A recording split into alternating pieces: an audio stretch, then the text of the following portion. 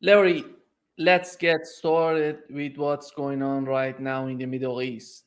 We know that Anthony Blinken went there to just talk with Netanyahu and his administration. What was the outcome of this visit, in your opinion? The usual thing, more glaringly so, I think, than before. You don't negotiate a trilateral or a quadrilateral or whatever you might want to call it, Egypt, Qatar, Israel, Hamas, Palestinian Authority, whatever. What you do is you negotiate with Bibi Netanyahu. And Anthony Blinken, on his ninth trip, is quintessentially versed in that. All he does is negotiate with, and he doesn't negotiate anything that Netanyahu doesn't want to do with Netanyahu. So he is a disaster as a diplomat, which is why you see again and again and again William Burns, the director of the CIA, in a role not necessarily reserved for the CIA, of diplomacy, because he's the real diplomat in the Biden administration. And I include the president in that description because the president increasingly has become no diplomat. Now, Joe Biden was never, ever a real diplomat. He was too wishy-washy. Even when he was Senate Foreign Relations Committee chairman, we used to rue the day that Joe made pronouncements on foreign policy as though he were a diplomat. Otherwise, in the chambers of discussion, he was pretty sound. He was pretty good. He was better even than the Republican Dick Lugar that we dealt with at that time. But there are no diplomats in the Bush administration. What Blinken does is very obsequiously, he announces that this is my ninth trip to the region. Am I impressive? And I'm going to negotiate. He doesn't negotiate. He talks to Netanyahu, finds out what Netanyahu's positions are, and then he takes those positions into whatever talks he does. Now, the real talks, as I said, are going on with Bill Burns and his equivalents in other places. And it's extremely difficult right now for Bill, I'm sure. I don't know this. I'm not in the room with him, as it were. Extremely difficult because Netanyahu eliminated his major interlocutor, Ismail Haniyeh. And it's very difficult for the Egyptians and very difficult for others like the Qataris because we don't have anyone for Hamas of considerable weight who is actually at the table, so to speak. So this is a disaster. And let me tell you why they're doing it. I've had long discussions all last night and the day before with people who know what they're talking about. People like Daniel Levy in London. People like, well, I won't say any more names, former ambassadors to Israel, whom I've known from time to time. Here's what they're doing. Blinken's trip is designed to do two major things. One, to attempt to be doing, to appear to attempt to be doing something so that there is less of a raucous around the Democratic National Convention and less reason for them to have to address some of the things like 40,000 plus, really probably 200,000 dead Palestinians and US bombs having killed them. They don't want to discuss that. The protesters are about all they'll stand out in the streets. And it's too bad we don't have kids back, youngsters, young men and women back on the college campuses, because that would increase the protests tenfold in Chicago. That's the first reason. Get as much of it out of the headlines and make what is in the headlines positive. Oh, my ninth trip and I'm negotiating and we're close to a peace agreement. Oh, that's the first reason.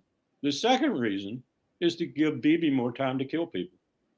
And that's what we're looking at.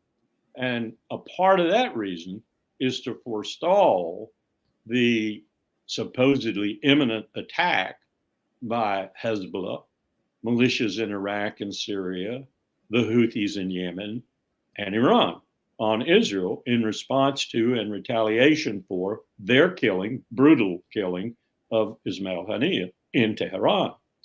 So those are the purposes of Blinken's trip. No purpose for diplomacy and a ceasefire and a peace agreement. If that were to happen and Netanyahu were to suddenly find it conducive to his wishes to do that, they would go along with it, of course, because it would fit even more into those objectives. They've promised the Iranians, and I'm not sure Bill didn't do this, that there will be a peace agreement, a ceasefire and a peace agreement, and that it will be one the Arab nations and even Iran can support. Therefore, don't retaliate. Please don't retaliate. And if you do, look what we've done. We've dispatched 2 carriers to the Mediterranean, a battle group in the northern Oman Sea. We are getting everything ready. We've dispatched one of the carriers' air wings onto land because you can't keep it going from the carriers, but you can put the planes on land and keep it going around the clock.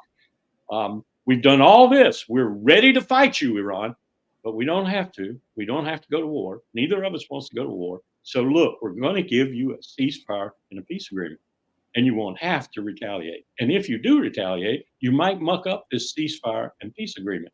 That'll make your relations with Saudi Arabia and Qatar and everyone else in the region terrible. These are the machinations of the ultimate diplomat in the world, Antony Blinken, and his president back in Chicago, Joe Biden. There's nothing to do with ending the killing in Gaza, except incidentally. Larry, considering these tensions between Iran and Israel, I think this is a huge opportunity for Blinken and his team to put some pressure on Netanyahu in order to get some sort of ceasefire in Gaza. But do you think the problem is Antony Blinken and his administration, his team, or it's something beyond that? I think the first problem, the first order of business in answering your question, which is the question, is that it is Biden, Sullivan, Blinken, and as importantly, the congressional leadership, which has weighed in with Biden repeatedly on this issue. Both parties, the Democrats, of course, more forcefully and more convincingly than the Republicans, because the Republicans these days don't want to agree on anything with the presidency. But they've all weighed in and they've said, you're with Israel 100% of the time. You want to give them another $20 billion package? Give it to them. We're with you. We're with you all the way. Don't do anything to disturb Bibi Netanyahu's business in Gaza or in the larger region. That's the guidance, and that's what we're operating on.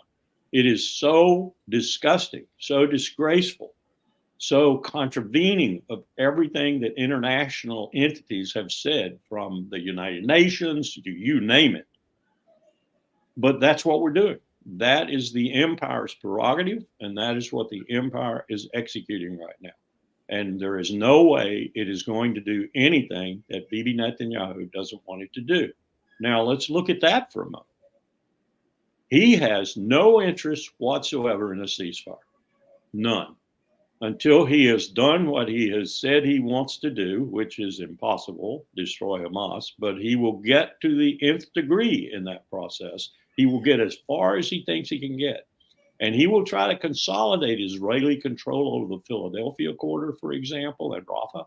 And you're going to have a real problem with Sisi and the Egyptians over that. It's already a sticking point in the negotiations, but he is not going to fall off of that. You were going to get him insisting on a presence, a very robust presence in Gaza post whatever hostilities end, whenever they end. You're going to get him insisting on all manner of control over Gaza. And ultimately, you're going to get Ben-Gvir and his group going into Gaza to resettle it. That's the long-term plan. And that is what Netanyahu is after. So all these things that Blinken keeps talking about in his smarmy press conferences, where he is so concerned, are just that. They're just cosmetics. Netanyahu is going to get what Netanyahu wants to get. And we must not forget for a moment that Bibi's ultimate pressure point is staying out of jail. And that means he's got to keep his coalition together. He's got to keep Smotrich and Ben-Gvir and the others associated with him in his group. And he's got to keep pursuing this war. That's a sine qua non of Bibi Netanyahu's survival. And he's not going to rest until that is either eradicated or gone by the wayside or somehow subsumed in the aftermath of this conflict. I don't know how that's going to happen, which makes me think this is going to go on and on and on until something develops, that some deal perhaps politically develops with the Knesset, with the other people that might be in a position to make a deal, that Netanyahu is home free. He doesn't want an investigation of October the 7th. That's one of the first things that would happen. He doesn't want any culpability to fall on himself or on Likud or on the hard right. He wants all of this to be worked out in the killing. And he wants the killing, therefore, to go on as long as it possibly can. And ultimately, he's not fallen off his desire, which has been a 15, 20-year desire to get the United States to take on Tehran. And he hasn't achieved that yet. If there is one diplomatic point that Bill Burns and others have made crystal clear and have accomplished up to this point, it's getting dicey now, but up to this point they've accomplished it, is the United States has not exercised major military force against Tehran. That's the one accomplishment. And that's principally because we don't want it, because we know how disastrous it would be for the region, for us. And if it boiled down to having to eliminate their nuclear program, we would have to go into Iran with ground forces. And America is not prepared to do that. It seems that we're all prisoners of Netanyahu's position in Israel.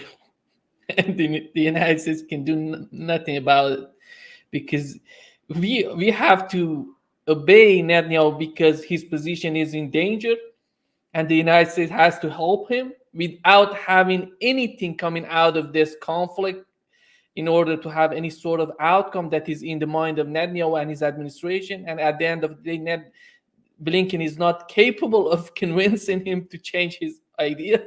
It's unbelievable. I think your comments are pertinent, to be sure.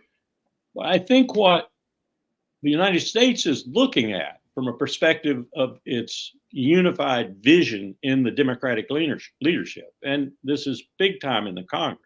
Some would go further than this, but many would take it if it happened this way, is reestablishment in the Levant of what they call all the time, this term of art is used by them ceaselessly, reestablishment of deterrence within Israel.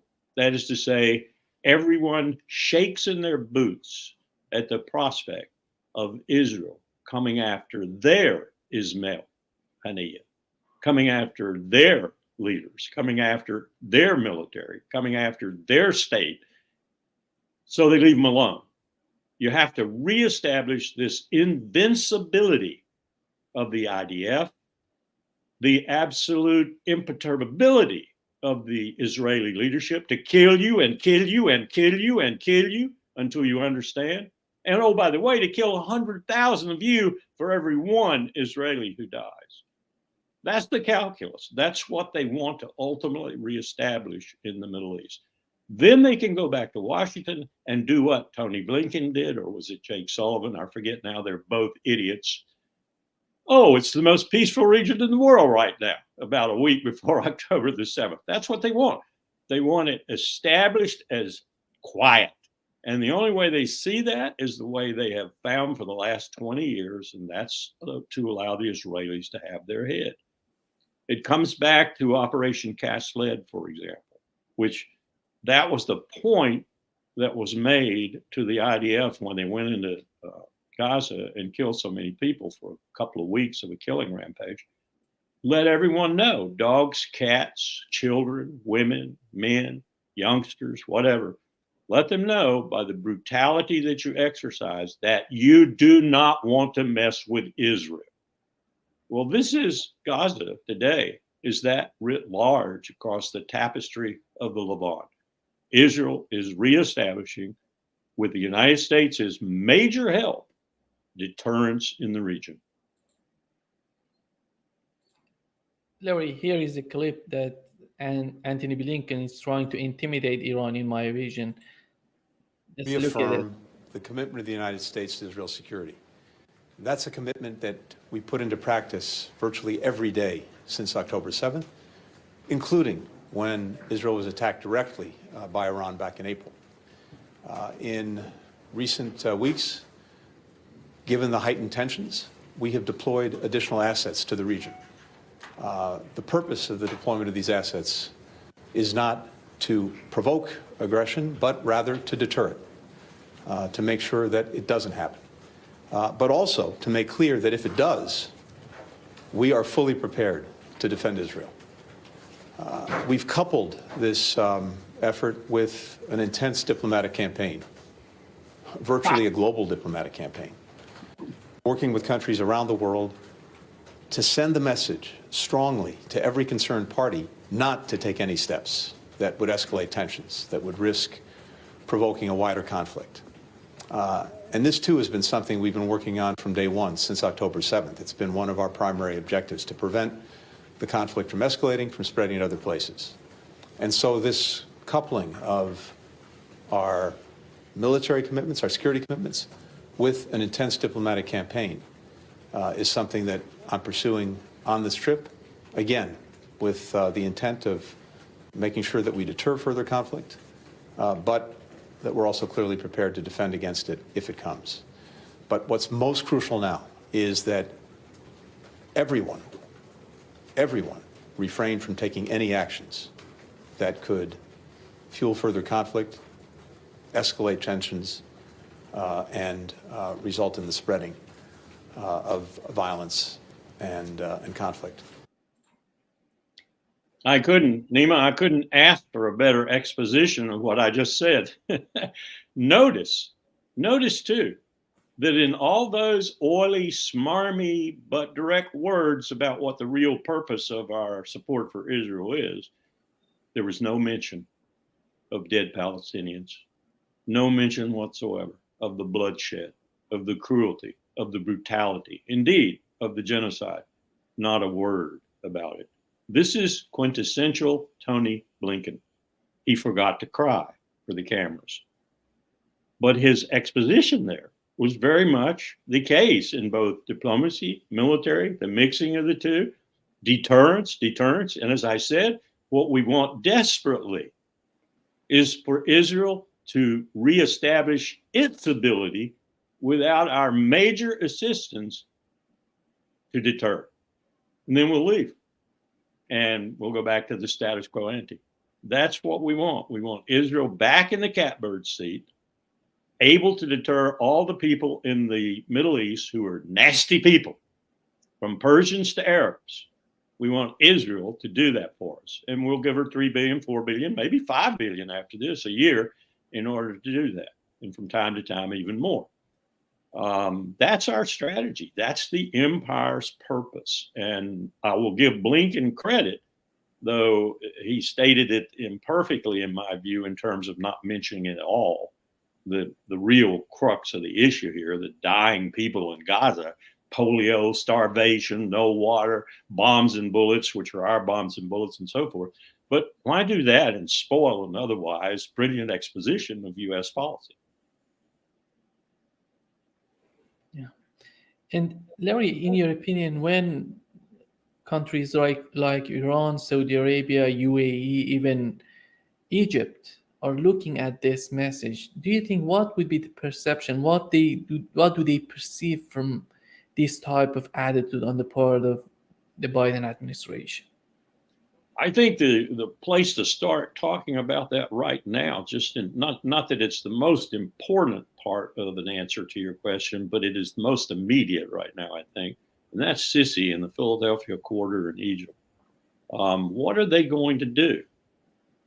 Israel is not going to do what we just said, reestablish this aspect of I am inviolable, I am the deterrent agent in the region, if Egypt contests that. And I've got a feeling that they might be getting very close to offering that as their sine qua non. You will divest yourself of the corridor, and you will forthwith, or fairly soon, or you're going to have us to contend with. And us means we have a military too, baby. I don't know that the threat will get to that point, but there's some other issues like that too that could spin out of control at any moment, which is why I think Bill is the man in charge of all of this to try and prevent that. But it is an equation that everyone has to keep looking at. if they all want, here it is in a nutshell. If they all won't get back in their box, a box that is tied off by Israel and the mystique of the IDF, which has been badly damaged in the last 7-8 months, badly damaged.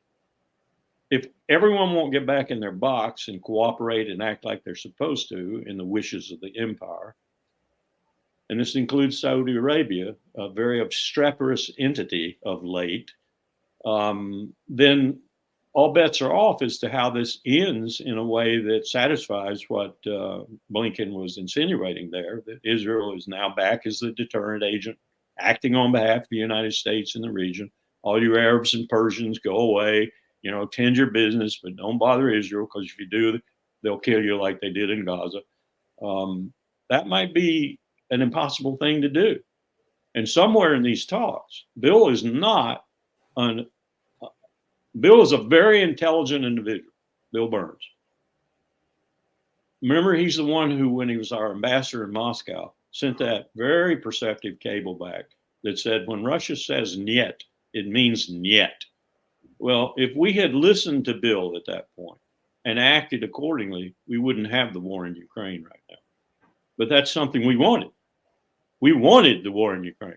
Therefore, Bill's words went by the wayside.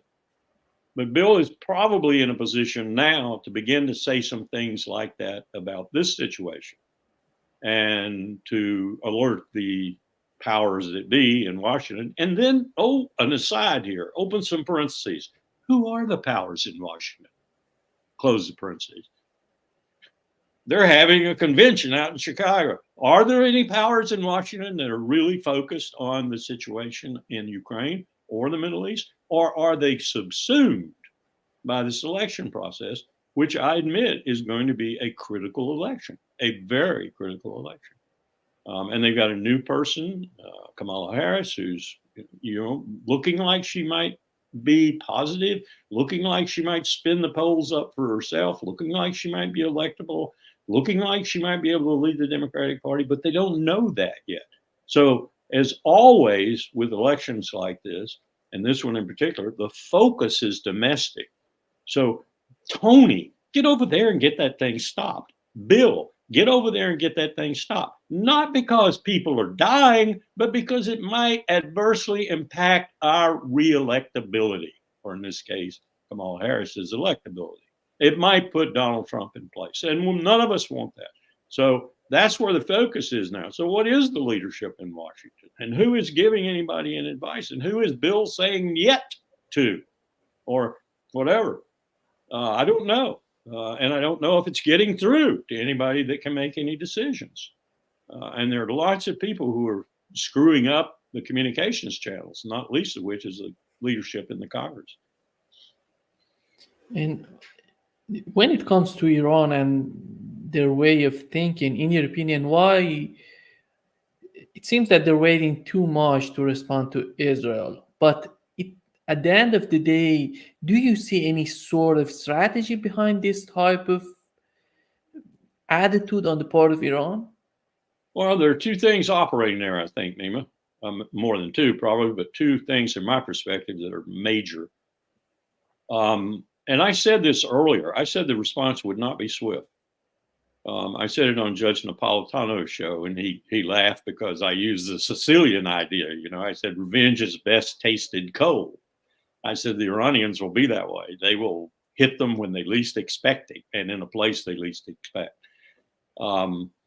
I don't know if that's still an operational factor. I think that probably the Iranians right now, particularly those who are in a position to make a decision about the use of force, are looking at these negotiations. I don't think if they believe there's even the remotest possibility that a ceasefire might occur and the Palestinian dying might stop, that they would then jump in that and make a mess of it, as it were, by a major retaliation against Israel. And that major retaliation would give Israel the response capability and the U.S. fully behind it, maybe even joining it, to reestablish once again deterrence. Because if the Iranians hit and hit badly and hit well in terms of, destruction of Israeli assets, then deterrence has evaporated again, and you've got to reestablish it. And probably to do that, the U.S. would have to come in fairly largely on Israel's side. So they've got all those things to consider, and they've also got the point to consider that there are other powers and schisms developing right now that they don't want to correct. The Arab world, for example, is getting angrier and angrier and angrier, from Egypt, from Cairo to Riyadh. The Arab street is getting angrier and angrier. I did an interview yesterday with a Beirut TV station, cold call right out of the blue. They wanted me to come on with two other gentlemen and comment on the situation. And one of the things I noted in that was how much they were trying to elicit from all of us the confirmation that the campus protests, the marching, if you will, on the Capitol to protest Bibi Netanyahu's presence in the Congress and things like that were showing a major change in the United States and its position towards Israel. And I did my best. I'm a lone voice, but I did my best to tell them they were pipe dreaming, that was not going to happen. And I created a little bit of rancor, I think, in the interview, because they wanted me to confirm that I thought it was changing, that eventually the U.S. Position with regard to Israel would mellow somewhat and would temper somewhat and would be more realistic and not so wholeheartedly for Israel. But I tried to disabuse them of that. But they are eager to think that about us. And there are people on the left in this country who are eager to think that's going to happen too. And I'll be the first to say, based on my experience with my students for 16 years on 2 college campuses, that might be happening, but it's a slow thing. It's a slow thing. 20-year-olds have to become 40-year-olds and be in positions of power. It'll happen over time, but it isn't going to happen tomorrow morning, and it isn't going to solve this crisis, which was sort of what they were insinuating. So, yeah, it's tough to say why Iran won't jump in and stir this mixture even worse. And it's clear that Blinken and others, and Lloyd Austin in particular, think that the dispatch of military forces to the region and the serious nature of their remarks about those forces is such that Iran's got to take second, third, and even fourth thoughts about doing this, because the U.S. has said we will weigh in with very, very little maneuvering. The U.S. has said we will be with Israel. So I don't know how to answer your question other than I still think the Iranians are going to do something. And I think it's going to be coordinated. I think it's going to be on multiple axes. It's going to involve militias in Iraq, militias in Syria, Hezbollah, and probably the Houthis, and perhaps even some others I don't even know about right now. But I can't guarantee that, and I hope it doesn't happen. But there's a part of me that says I would look at Israel and say, got your just desserts, didn't you? In your opinion, are we having some sort of negotiations behind the scene between Iran through the back channels between Iran and the United States? Definitely. I think the Oman and the Qatari channel is multiple, not right now. It's handling the ceasefire and the peace talks. It's handling ancillary talks about the Philadelphia Accord, and it's handling talk about a possible Iran response. And it's handling talk to Iran, don't do it. Don't do it, because we will be there, and you will not like us being there. You will be on the verge of a war with the United States of America. And who's leading? That's the message that's being delivered. Larry, who's leading these negotiations, these talks? Do you think it's Bill Burns or Antony Blinken? I think, Hochstein is the special emissary for the, Lebanese problem. I think Bill is probably orchestrating some other people whom he has discovered in this process who are decent diplomats, and they're helping him. But I would tend to say that Bill has probably got his finger on almost every aspect of it.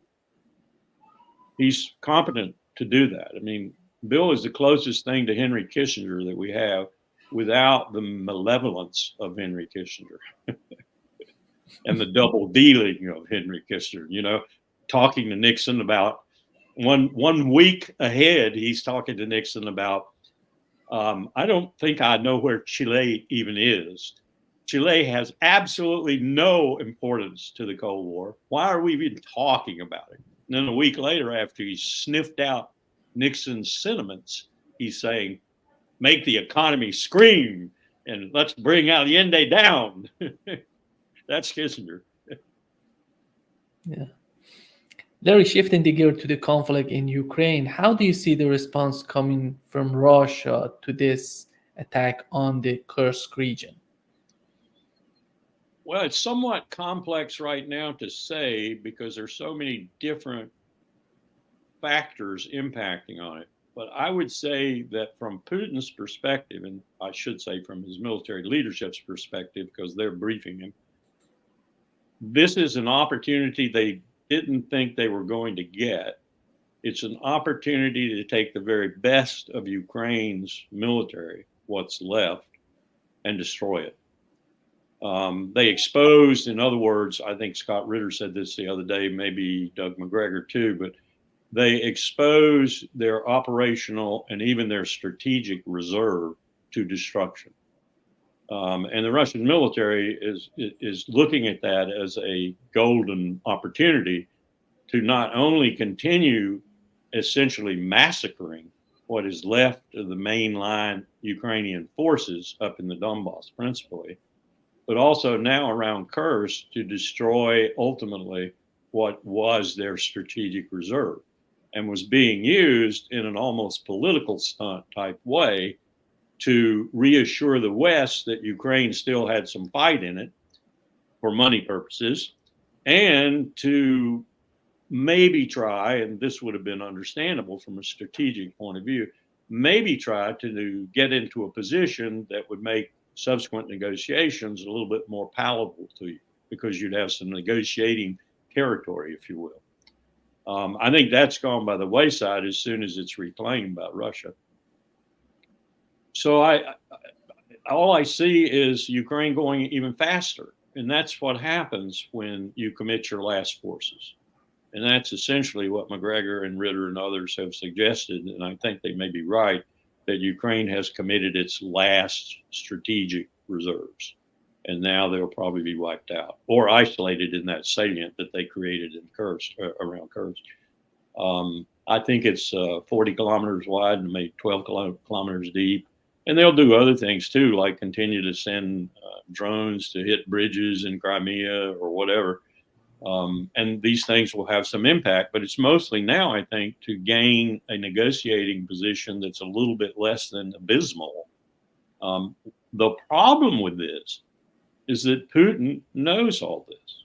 Putin is not amenable to giving them opportunities and stopping, while they might have an opportunity, for a negotiating position that's a little bit stronger. If they want to invite the complete destruction of the Ukrainian armed forces, which I think is probably Putin's ultimate strategic objective, it was never to take Kyiv. It was never to take any part of eastern Ukraine. It was to destroy those forces in Ukraine that had the capability to give him problems in eastern Ukraine, to destroy Ukraine's military, in fact. And what's made that extremely difficult, of course, for him is NATO support. They never would have held out in my view, for 6 months without all the NATO support, particularly air defense support, artillery ammunition, and such. And you get a morale boost too from knowing that you have the entire NATO alliance behind you, which is crumbling a bit now. I'll give you. Well, I better not talk about it. I won't talk about that. Just briefly, we're getting ready to go to a conference in Europe that was supposed to be in September. It's been postponed to February of the new year. And there were hardly any hardcore Brussels military types who wanted to come to the conference. Now there are those that will show up. And the conference is all about how to resolve the problems that now confront NATO and the problems that now confront alliance in general, the transatlantic relationship. What has Ukraine done to it? What is the Nord Stream pipeline? That story that just came out, did you see Putin's interview and the ambassador in New York's interview? 3 Ukrainian divers went down and blew up the Nord Stream pipeline. Who invented that? I agree with the ambassador in New York for Russia. Who invented that? Who thinks anyone will believe that?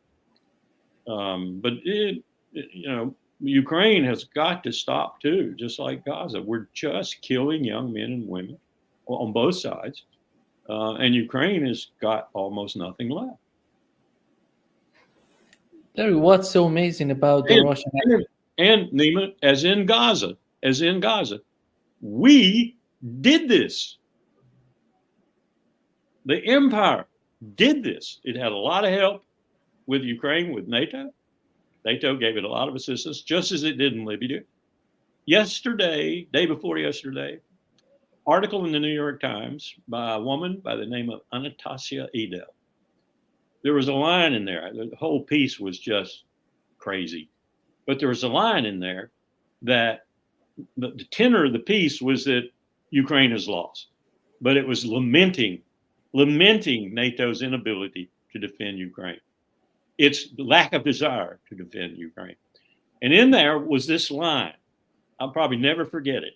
This line said, "It will violate the sanctity of borders with impunity." In other words, what Russia did violated the sanctity of Ukraine's border, and thus, generally speaking, for the entire world. And I wanted to say, lady, where were you in 2003 when the United States violated with impunity the sanctity of the Iraqi border?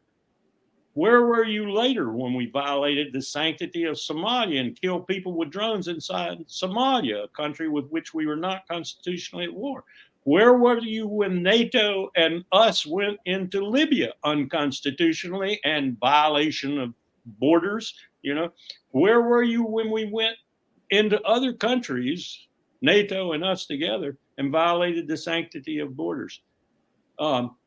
We set the precedent for this. And she has the colossal gall to write in the New York Times that Putin is setting a precedent for violation of the sanctity of borders. The Chinese have no principle of international relations more solid, airtight, more brought out and paraded before the enemies in the world of China than that principle, the sanctity of borders. It's one of the reasons why they continue to insist that Taiwan is a part of China, because they don't want to have to operate with violating the sanctity of a border in Taiwan. So they keep insisting that it's a part of China. That's the real reason they do that.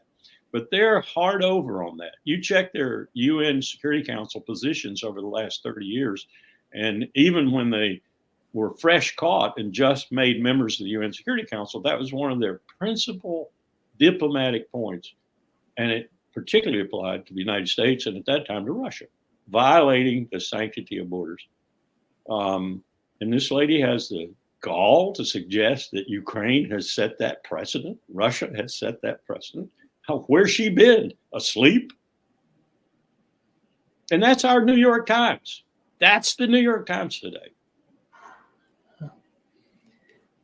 Larry, Lavrov is talking about that after this attack on the Kursk region, it's not possible to talk with Zelensky, to negotiate with Zelensky and his administration. And do you think that Zelensky is getting to the point to destroy just everything? Right now, he's talking about giving permission and giving missiles, long-range missiles, to hit Russia. Is he thinking that he can bring a nuclear war between NATO and Russia? Because the way that he's talking about it, his main goal is this, in my opinion. You've hit a major point of concern of mine anyway, and that is that we have two leaders, very different types of leaders, if you examine them closely, in the world today. Bibi Netanyahu in Jerusalem and Zelensky in Kyiv, who seem bound and determined to put their regions and potentially the globe in serious consequences that might even involve nuclear weapons. You would have thought that we would have learned enough during the years of the Cold War and in the subsequent deliberations that we had afterwards, and when we got the Russian archives, for example, and saw the deliberations they had, particularly from Khrushchev on forward after the Cuban Missile Crisis, we knew our own deliberations and how significantly that particular crisis and the Berlin crisis the year before cemented in our minds on both sides of the divide that we didn't want to go there, ever. You would think that lesson would have had at least a lasting effect for a few years. But it disappeared, and it disappeared on the day that the president whom I was selected to serve, George W. Bush, abrogated without hardly a word the anti-ballistic missile treaty. That's when it began. I'm sure it had its feet elsewhere earlier, but with the neoconservatives and others. But that's when the insanity began. So that now you have build outs of nuclear weapons complexes all across the globe, modernization of them, the Chinese going hell-bent for leather to build enough nuclear weapons to ride out a second strike, which means a couple of thousand or more better, at least, adding that much danger to the world. And you have people talking about putting AI, artificial intelligence, in control of nuclear weapons. Seriously, Neiman, talking about this. You would have thought we would have learned some hard lessons from the Cold War, but apparently we learned nothing. And Zelensky and Netanyahu are the latest examples of, as you just pointed out, the potential for this to spiral out of control at any moment.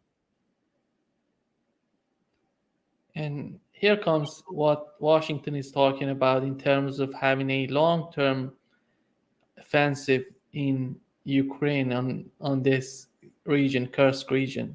It was to create a buffer zone, so we're having those conversations to learn more about what their objectives are. Again, if you take a step back from a U.S. perspective, our focus continues to be enabling Ukraine to be a free and sovereign country that can deter Russian aggression in the future. And so that continues to be our focus. As it relates to their operation in Kursk, as I mentioned, they clearly have compelled the Russians to struggle in their response. It has certainly demonstrated the creativity and the battlefield prowess of the Ukrainians. But when it comes to what their longer term objectives are here, that's something that we're still discussing with them. Thank you. Sir. The key words there, Nima, were at the end, but when it comes to what their long-term objectives are, we're still discussing that. Thank you, General. And the way that he's talking about Ukraine and their capabilities, it doesn't seem that it matches the capabilities of Ukraine today, because it seems that he's talking about Ukraine even before this war started. But we know the Ukraine is not in the same position right now. Well, the thing that would have astonished me had I been in that press briefing, and I've been in a lot of Pentagon press briefings, even put some on myself for my students, and use people like the general in order to give it a realistic sense.